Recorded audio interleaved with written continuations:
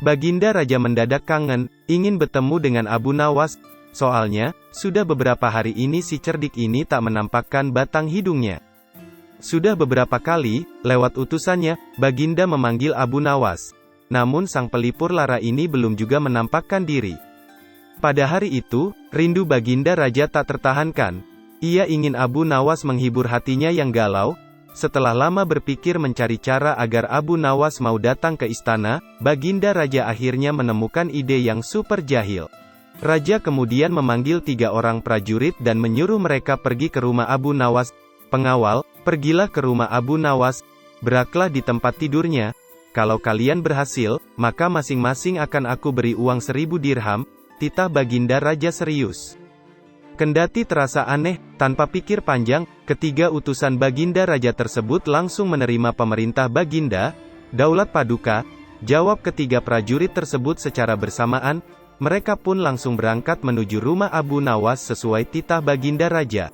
Sementara itu, ada seorang pejabat tinggi kerajaan yang memperhatikan perintah sang raja kepada ketiga prajurit tersebut. Pejabat itu memberanikan diri untuk bertanya kepada raja. "Maaf Paduka, bukankah tugas yang diberikan itu tampak aneh dan menghina?" ujar pejabat setingkat pati itu. "Memang benar, tapi itulah siasatku agar Abu Nawas segera hadir ke istana," jawab Baginda terkekeh. "Apakah gerangan rencana Baginda?" tanya pejabat itu lagi menunjukkan bahwa dirinya belum paham. "Nanti kamu akan segera mengetahuinya, dan sekarang kamu ikutilah ketiga anak buahmu itu dan intailah mereka.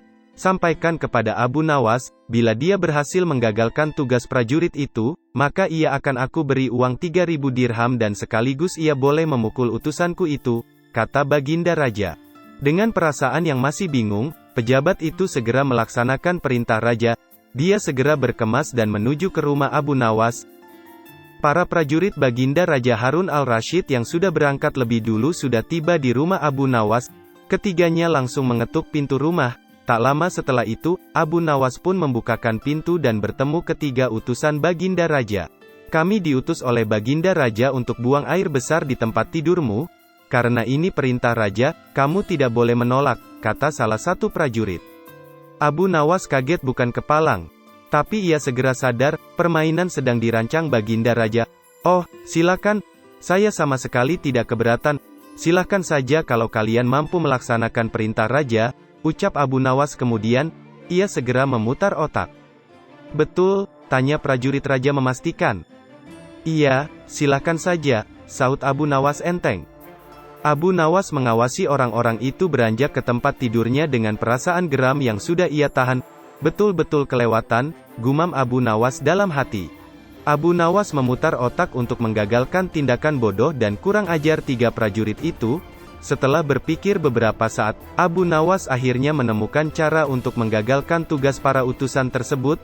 Pada saat para utusan itu hendak bersiap-siap buang air besar, mendadak Abu Nawas berkata di balik jendela kamar. "Hai para utusan raja, ada yang lupa saya sampaikan kepada kalian," kata Abu Nawas. "Apa itu?" tanya salah satu utusan raja. "Saya ingatkan supaya kalian jangan melebihi perintah Baginda Raja.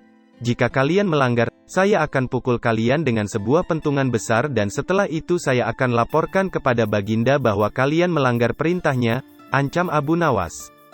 Dengan cekatan Abu Nawas segera mengambil sebatang kayu besar yang ada di dapur rumahnya. Ia kemudian berlari kembali ke kamarnya dengan membawa pentungan kayu besar itu. "Hai, apa maksudmu tadi Abu Nawas?" tanya salah satu utusan. "Ingat, perintah raja hanya buang air besar saja dan tidak boleh lebih dari itu," jawab Abu Nawas. "Iya, benar," jawab utusan raja. "Aku ulangi lagi, hanya buang air besar saja, tidak boleh lebih. Ingat, tidak boleh kencing, tidak boleh buka celana, tidak boleh cebok, hanya buang air besar saja," tegas Abu Nawas. "Mana mungkin, itu tidak mungkin, kami juga harus bukan celana dan kencing," protes salah satu utusan. "Aku akan pukul kalian sekeras-kerasnya jika kalian melanggar perintah raja," sahut Abu Nawas kembali mengancam. Ketiga utusan Baginda Raja tersebut hanya bisa saling pandang kebingungan dengan ucapan Abu Nawas. Di tengah kebingungan tersebut, tiba-tiba ada suara yang memanggil Abu Nawas. Rupanya suara tersebut datang dari pejabat tinggi kerajaan.